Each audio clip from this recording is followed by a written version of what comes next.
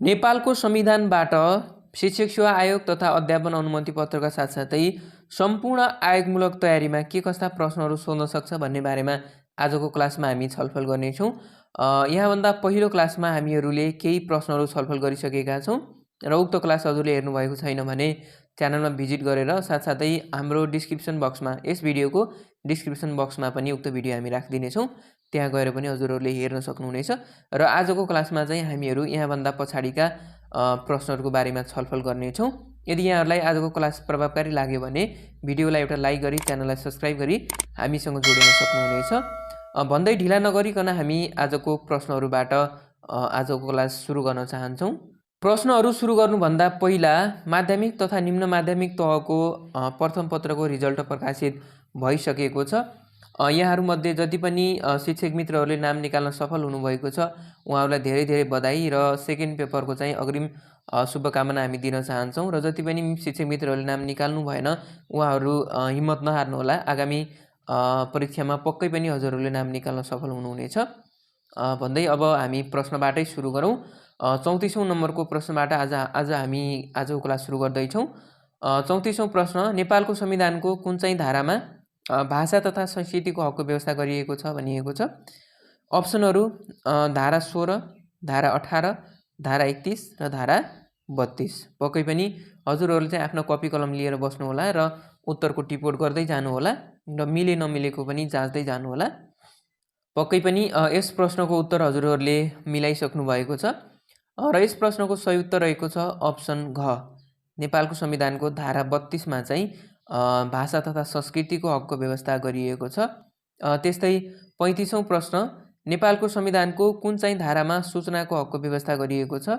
अप्सनहरू option क धारा 19, option ख धारा 27, अप्सन ग धारा 28 र अप्सन ग धारा 37। पक्कै पनि यस प्रश्नको पनि हजुरहरूले उत्तरको अनुमान लगाइसक्नु भएको छ होला र यस प्रश्नको सही उत्तर रहेको छ अप्सन ख। नेपालको संविधानको धारा 27मा चाहिँ सूचनाको हकको व्यवस्था गरिएको छ। त्यस्तै 36औं प्रश्नतर्फ जाउँ। नेपालको संविधानको कुन चाहिँ धारामा संवैधानिक उपचारको हकको व्यवस्था गरिएको छ। र साथीहरू हजुरहरूले चाहिँ यो सबै जति पनि मौलिक हक दिएको छ 31वटा मौलिक हक चाहिँ धारासहित हजुरहरूले कण्ठ गर्नुपर्नेछ र त्यसमा पनि अरू 10वटा चाहिँ जुन नेपालको संविधान जुन 72ले थपेका मौलिक हकहरू छन् 10वटा हक, ती पनि हजुरहरूले याद गर्नुपर्ने जरुरी हुन्छ। यस प्रश्नको अप्सनहरू संवैधानिक उपचारको हकको व्यवस्था कुन धारामा गरिएको छ भनिएको छ। अप्सन क धारा 46, अप्सन ख धारा 47, अप्सन ग धारा 48 र अप्सन घ धारा 49। पक्कै पनि यस प्रश्नको पनि हजुरहरूले उत्तरको अनुमान लगाइसक्नु भएको छ र यस प्रश्नको सही उत्तर रहेको छ अप्सन क। धारा 46मा चाहिँ संवैधानिक उपचारको हकको व्यवस्था गरिएको छ। त्यस्तै 37औं प्रश्नतर्फ लागौँ। मौलिक हकको कार्यान्वयन सम्बन्धी व्यवस्था नेपालको संविधानको कुन चाहिँ धारामा रहेको छ। अप्सनहरू धारा 45, धारा 46, धारा 47 र धारा 48। पक्कै पनि यस प्रश्नको पनि हजुरहरूले उत्तरको अनुमान लगाइसक्नु भयो र टिपोट पनि गरिसक्नु भयो होला। यस प्रश्नको सही उत्तर रहेको छ अप्सन ग। धारा 47मा चाहिँ मौलिक हकको कार्यान्वयन सम्बन्धी व्यवस्था गरिएको छ। त्यस्तै 38औं प्रश्न, नेपालको संविधान 2072 को संविधान रहेको छ जसको पहिलो पटक संशोधन कहिले भएको थियो। अप्सनहरू विक्रम सम्वत 2072 फागुन 16 गते, अप्सन ख विक्रम सम्वत 2073 फागुन 16 गते, अप्सन ग विक्रम सम्वत 2074 साल फागुन 16 गते र अप्सन घ विक्रम सम्वत 2075 साल फागुन 16 गते। पक्कै पनि यस प्रश्नको पनि हजुरहरूले उत्तरको अनुमान लगाइसक्नु भएको छ होला र यस प्रश्नको सही उत्तर रहेको छ अप्सन क। विक्रम सम्वत 2072 साल फागुन 16 गते चाहिँ नेपालको संविधानको प्रथम पटक संशोधन गरिएको थियो। 39औं प्रश्न, नेपालको संविधान 2072 को पहिलो संशोधनमा कतिवटा अथवा कुन कुन धाराहरू संशोधन गरिएको छ भनिएको छ। अप्सनहरू अप्सन क धारा 24, 48 र 268, अप्सन ख धारा 14, 42 र 68, अप्सन ग धारा 42, 84 र 286 र अप्सन घ धारा 95, 109 र 306। पक्कै पनि यस प्रश्नको पनि हजुरहरूले उत्तरको अनुमान लगाइसक्नु भएको छ होला र यस प्रश्नको सही उत्तर रहेको छ अप्सन ग। नेपालको संविधानले प्रथम पटक संशोधन गरिएका धाराहरू चाहिँ धारा 42, धारा 84 र धारा 286 रहेका छन्। त्यस्तै 40औं प्रश्न, नेपालको संविधान 2072 को कुन कुन धारामा चाहिँ मौलिक हकको व्यवस्था गरिएको छ, अर्थात् कुनदेखि कुन धारासम्म मौलिक हकको व्यवस्था गरिएको छ भनिएको छ। अप्सनहरू रहेका छन् अप्सन क धारा 15 देखि 45 सम्म, अप्सन ख धारा 16 देखि धारा 46 सम्म, अप्सन ग धारा 17 देखि धारा 47 सम्म र अप्सन ग धारा 18 देखि धारा 48 सम्म। पक्कै पनि यस प्रश्नलाई पनि खासै त्यति गाह्रो प्रश्न होइन, सबैलाई थाहा भएको कुरो, जसको सही अप्सन रहेको छ अप्सन ख धारा 16 देखि धारा 46 सम्म गरेर टोटल 31वटा मौलिक हकको व्यवस्था गरिएको छ। त्यस्तै 41औं प्रश्न, नेपालको संविधान 2072 मा स्वतन्त्रताको हक अन्तर्गत प्रत्येक नागरिकलाई कति प्रकारका स्वतन्त्रताको हक हुने व्यवस्था गरिएको छ, जसमा अप्सनहरू रहेका छन् अप्सन क 4 प्रकारका, अप्सन ख 5 प्रकारका स्वतन्त्रता, अप्सन ग 6 प्रकारका स्वतन्त्रता र अप्सन घ 7 प्रकारका स्वतन्त्रता भनिएको छ, जुन चाहिँ तपाईहरुको स्वतन्त्रताको हक अन्तर्गत उपधारामा व्याख्या गरिएको छ यी कुराहरू। र यसको पनि हजुरहरूले सही उत्तरको अनुमान लगाइसक्नु भएको छ र यसको सही उत्तर रहेको छ अप्सन ग 6 प्रकारका स्वतन्त्रताहरू व्यक्त गरिएको छ। त्यस्तै 42औं प्रश्न, श्रमको हकको व्यवस्था नेपालको संविधानको 72 मा कुन धारामा गरिएको छ भनिएको छ, जसमा अप्सनहरू रहेका छन् अप्सन क धारा 32, अप्सन ख धारा 33, अप्सन ग धारा 34, अप्सन घ धारा 35। पक्कै पनि यस प्रश्नको पनि हजुरहरूले उत्तरको अनुमान लगाइसक्नु भएको छ होला। यस प्रश्नको सही उत्तर रहेको छ अप्सन ग धारा 34 मा चाहिँ श्रम सम्बन्धी हकको व्यवस्था गरिएको छ। त्यस्तै 43औं प्रश्न, नेपालको संविधानमा नागरिकका कर्तव्य सम्बन्धी व्यवस्था कुन धारामा गरिएको छ, जसमध्ये अप्सनहरू रहेका छन् अप्सन क धारा 45, अप्सन ख धारा 46, अप्सन ग धारा 487 र अप्सन घ धारा 48।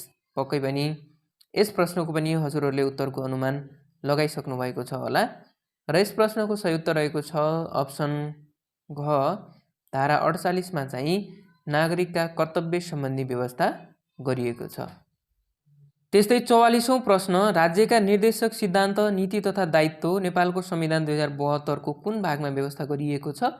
अप्सनहरू अप्सन क भाग 3, अप्सन ख भाग 4, अप्सन ग भाग 5, अप्सन घ भाग 6।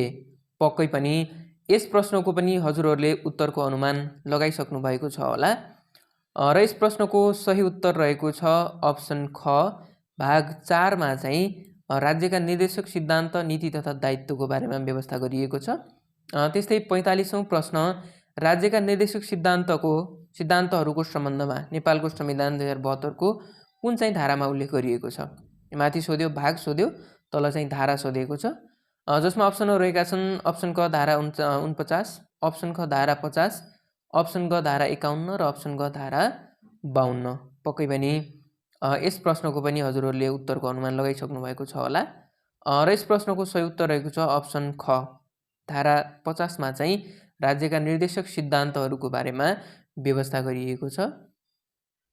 46औं प्रश्न, राज्यका निर्देशक सिद्धान्तहरू कतिवटा तोकिएका छन्, अर्थात् नेपालको संविधानमा राज्यका निर्देशक सिद्धान्तहरू कतिवटा तोकिएका छन्। अप्सनहरू अप्सन क 2 वटा, अप्सन ख 3 वटा, अप्सन ग 4 वटा र अप्सन घ 5 वटा। पक्कै पनि यस प्रश्नको पनि हजुरहरूले उत्तरको अनुमान लगाइसक्नु भएको छ होला र यस प्रश्नको सही उत्तर रहेको छ अप्सन ग 4 वटा चाहिँ राज्यका निर्देशक सिद्धान्तहरू तोकिएका छन्।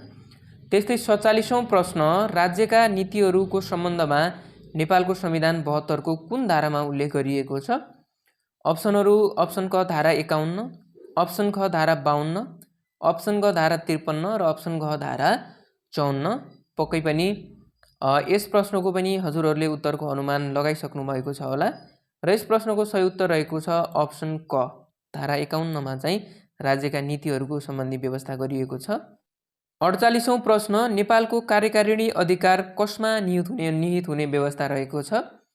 अप्सनहरू अप्सन क संघीय मन्त्री परिषदमा, अप्सन ख प्रदेश मन्त्री परिषदमा, अप्सन ग स्थानीय कार्यपालिकामा र अप्सन घ सङ्घीय संसदमा।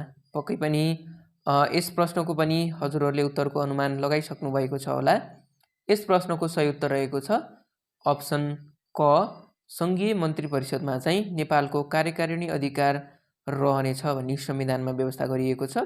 त्यस्तै 49औं प्रश्न नेपालको संविधान 72मा राज्यका नीतिहरू कतिवटा उल्लेख गरिएका छन्, जसमध्ये अप्सनहरू रहेका छन् अप्सन क 9वटा, अप्सन ख 11वटा, अप्सन ग 13वटा, अप्सन घ 15वटा। पक्कै पनि हजुरहरूले यस प्रश्नको पनि सही उत्तरको अनुमान लगाइसक्नु भएको छ होला र यस प्रश्नको सही उत्तर रहेको छ अप्सन ग 13वटा चाहिँ राज्यका नीतिहरू उल्लेख गरिएको छ नेपालको संविधानमा। त्यस्तै 50औं प्रश्न नेपालको संविधान 2072 र अन्य कानुनको अधीनमा रही नेपालको शासन व्यवस्थाको सामान्य निर्देशन, नियन्त्रण र सञ्चालन गर्ने अभिभारा कुन निकाय उप हुने व्यवस्था रहेको छ, जसमध्ये अप्सनहरू रहेका छन् अप्सन क सङ्घीय मन्त्री परिषदमा, अप्सन ख प्रदेश मन्त्री परिषदमा, अप्सन ग स्थानीय कार्यपालिकामा र अप्सन घ सङ्घीय संसदमा। पक्कै पनि यस प्रश्नको पनि हजुरहरूले उत्तरको अनुमान लगाइसक्नु भएको छ होला र यस प्रश्नको सही उत्तर रहेको छ अप्सन क सङ्घीय मन्त्री परिषदमा चाहिँ उक्त व्यवस्था अथवा निर्देशन हुने व्यवस्था रहेको छ। 51औं प्रश्न नेपालको संविधान अनुसार राज्यको मुख्य दायित्व के रहेको छ? अप्सनहरू अप्सन क नेपाललाई समुन्नत तथा समृद्ध बनाउने, अप्सन ख मुलुकमा दिगो शान्ति, सुशासन, विकास र समृद्धि हासिल गर्ने, अप्सन ग सङ्घीय लोकतान्त्रिक गणतन्त्रात्मक शासन व्यवस्थालाई सुदृढ तुल्याउने र अप्सन घ विश्व समुदायमा राष्ट्रिय सम्मान अभिवृद्धि गर्ने। पक्कै पनि यस प्रश्नको पनि हजुरहरूले सही उत्तरको अनुमान लगाइसक्नु भएको छ र यस प्रश्नको सही उत्तर रहेको छ अप्सन क नेपाललाई समुन्नत तथा समृद्ध बनाउने चाहिँ नेपालको संविधान अनुसारको राज्यको मुख्य दायित्व रहेको छ। त्यस्तै 52औं नम्बरको प्रश्नमा हामी छलफल गरौँ नेपालको परराष्ट्र नीति सञ्चालनका आधारमा देखाएको कुन चाहिँ पर्दैन? अप्सनहरू अप्सन क संयुक्त राष्ट्रसङ्घको वडापत्र, अप्सन ख असंलग्नता र पञ्चशीलको सिद्धान्त, अप्सन ग अन्तर्राष्ट्रिय कानुन र विश्व शान्तिको मान्यता, अप्सन घ मुलुकको समृद्धि र नेपाली जनताको सुख सन्तुष्टि। पक्कै पनि यस प्रश्नको पनि हजुरहरूले उत्तरको अनुमान लगाइसक्नु भएको छ होला र यस प्रश्नको सही उत्तर रहेको छ अप्सन घ मुलुकको समृद्धि र नेपाली जनताको सुख सन्तुष्टि भन्ने कुरा चाहिँ यो नेपालको परराष्ट्र नीति सञ्चालनको आधारमा पर्दैन। र त्यस्तै 53औं प्रश्न हामी छलफल गरौँ नेपालको कार्यकारिणी सम्बन्धी काम कसको नाममा हुन्छ? नेपालको कार्यकारिणी सम्बन्धी काम कसको नाममा हुन्छ? अप्सनहरू सङ्घीय मन्त्री परिषद, सङ्घीय संसद, राष्ट्रपति, नेपाल सरकार।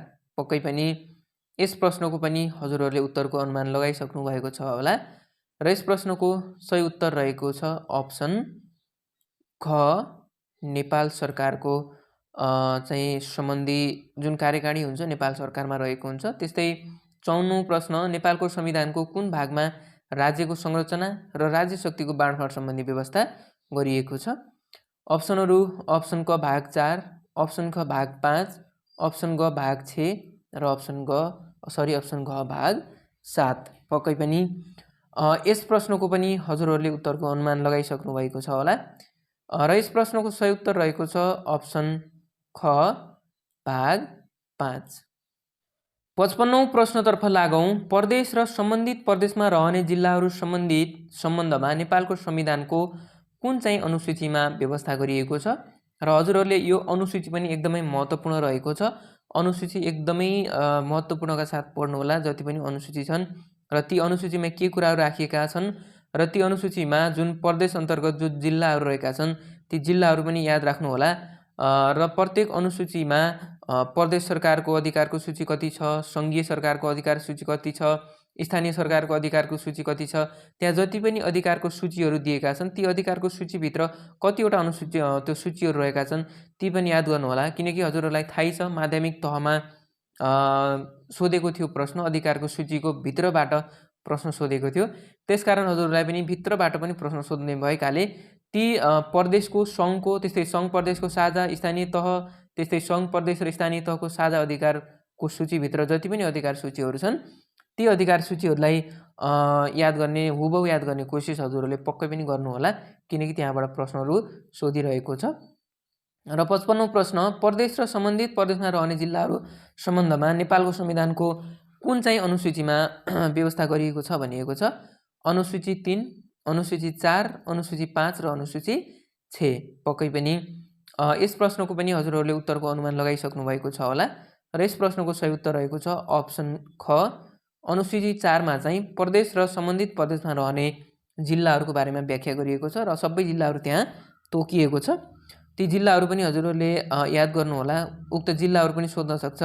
दिएका मध्ये प्रदेश नम्बर 1 मा नपर्ने जिल्ला कुन हो, अर्थात् प्रदेश नम्बर 1 मा पर्ने जिल्ला कुन हो, अर्थात् दिएका मध्ये प्रदेश 2, प्रदेश 3 अर्थात् कुनै पनि प्रदेशमा पर्ने जिल्ला कुन हो भनेर हजुरहरूलाई सोध्न सक्छ। त्यसकारण ती जिल्लाहरू पनि याद गर्नुपर्ने हजुरहरूले देखिन्छ। त्यस्तै 56औं प्रश्नतर्फ लागौँ। सङ्घीय लोकतान्त्रिक गणतन्त्र नेपालको मूल संरचनामा देखाएको कुन चाहिँ तह पर्दैन भनिएको छ? सङ्घ, प्रदेश, स्थानीय तह र जिल्ला। पक्कै पनि हजुरहरूलाई यो प्रश्न त भन्नै परेन, सबैले मिलाइसक्नुभयो। सही उत्तर चाहिँ अप्सन घ जिल्ला रहेको छ।